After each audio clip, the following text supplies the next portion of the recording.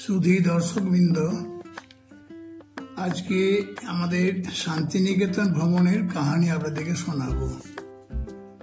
গত 2 অক্টোবর 2024 সালে আমরা হাওড়া থেকে বন্দে ভারত এক্সপ্রেসে চড়ে শান্তিনিকেতনে গিয়েছিলাম। হাওড়ায় ছাড়ার টাইম ছিল 7:45 সকাল। মোটামুটি 10টার আগে আমরা ওখানে পৌঁছে গিয়েছিলাম। ট্রেনের মধ্যে আমাদেরকে টিফিন রেল কর্তৃপক্ষ দিয়েছিল। বোলপুর স্টেশনে পৌঁছে, বোলপুর স্টেশন দর্শনীয় জায়গা, ভালোই লাগলো দেখতে আমাদের। বাইরে এসে আমরা একটা অটো ভাড়া করেছিলাম।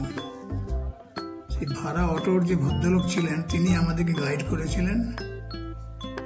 তিনি আমাদেরকে যে জিনিসগুলো দেখিয়েছিলেন, শান্তিনিকেতন ভবন দেখিয়েছিলেন, বিশ্বভারতী ইউনিভার্সিটি ক্যাম্পাস, শান্তিনিকেতন আশ্রম দেখেছিলাম, ছাতিনতলা, রেসিডেন্স অফ অমর্ত্য সেন, ভাস্কর্য নন্দলাল বসুর, বোলপুর শহরের বিভিন্ন জায়গা, উত্তরায়ণ প্রাঙ্গণ, এসব দর্শনীয় স্থান দেখে মোটামুটি আমরা শ্রীনিকেতন হয়ে ফেরার পথে শ্রীনিকেতনে ফিরেছিলাম।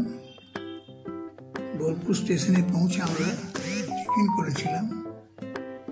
তারপর শান্তিনিকেতন এক্সপ্রেস ধরে মোটামুটি 1টার সময় ছাড়ে, মোটামুটি যতটুকু মনে আছে, বেলা 4টে পর্যন্ত হাওড়াতে আমরা পৌঁছে গিয়েছিলাম।